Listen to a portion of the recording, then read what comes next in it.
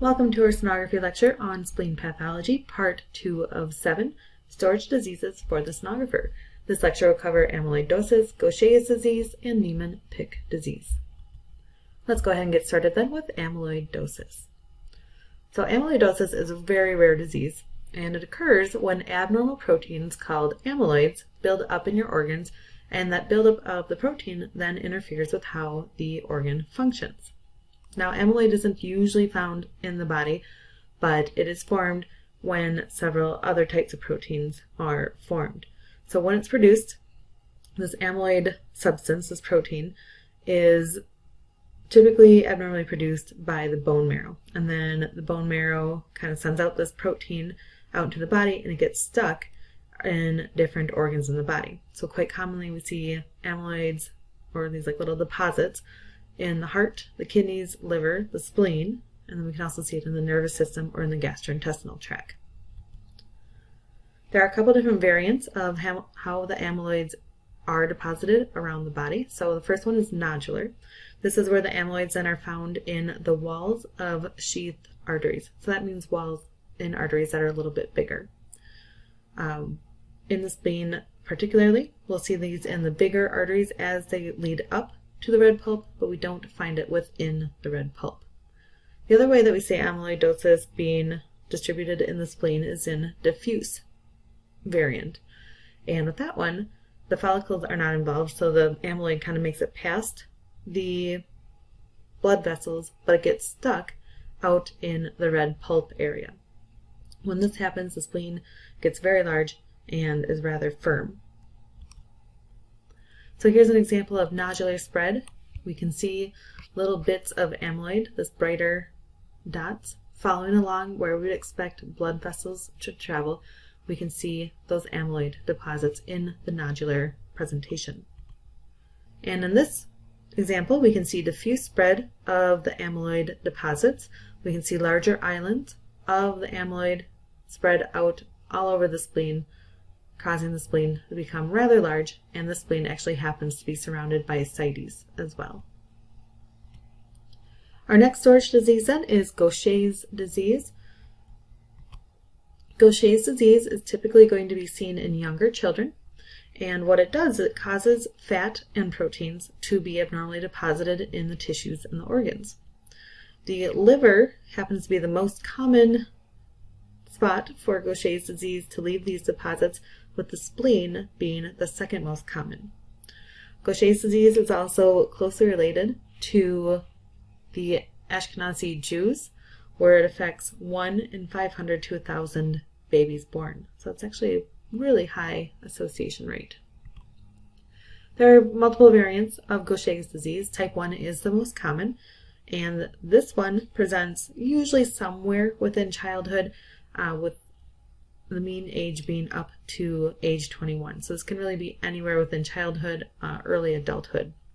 Some patients present with the disease early, some remain asymptomatic throughout life. But what happens with Gaucher disease is that the patient will have skeletal symptoms first, that kind of represents more in bone pain, and then they'll have hepatomegaly and splenomegaly that go along with it. Just jumping back a slide here, we can see this child here. What they have done is outlined where the organs lie. So we can see that the abdomen is very distended. That's because this is the liver taking up much more than just its expected right upper quadrant.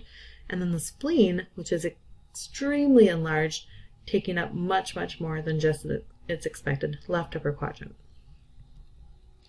Type 2 Gaucher disease then is evident by 6 months of age. This one is going to be very aggressive and present very early. This one usually does result in death by the age of 1 or 2. And then lastly, there's type 3, which does present with mild neurological complications. So type 1 is the most common. Know that it presents first with bone pain, hepatomegaly, and splenomegaly. Type 2 is the second most common, which is diagnosed very, very early and results in death. And then type 3 is just kind of one with an atypical presentation than what we see in type 1 or type 2. On ultrasound then, we are going to see splenomegaly. So we'll see a very large spleen. The spleen is also going to look rather heterogeneous. So there might be multiple splenic nodules.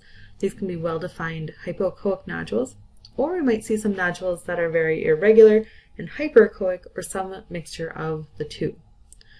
When we have those nodules present, they usually represent focal areas of Gaucher cells, and this is going to be associated with fibrosis and infarction. So remember, the spleen is holding on to deposits of protein and fat. That protein and fat is affecting how the spleen works, and because of that, it is causing fibrotic tissue to present in the spleen, and it's causing some of that spleen tissue to die. That's that infarct part of it. The other thing that we'll see as well then is usually hepatomegaly goes along with this. So here's an example of a spleen with Gaucher disease. We have a very large spleen with hypoechoic nodules. In fact, we can't really even see the borders of the spleen. We're definitely missing the inferior portion and missing much of the superior/medial portion of the spleen. Essentially here then we can kind of see these rather well-defined hypoechoic nodules. Again, these usually represent tissue death or infarcts or fibrotic sections. Our last disease then is Niemann-Pick disease. And Niemann-Pick disease is another storage disease that causes fats to build up in organs. This is a very fast and fatal disease, and what we typically see this affecting is female infants. Clinically, these patients are going to present very early in life. Their livers are going to be enlarged, their spleens are going to be very enlarged. They're most likely going to have some weight gain issues. So they're going to have digestive disturbances and some lymphadenopathy or large lymph nodes scattered throughout the body. On ultrasound, we will see a large spleen.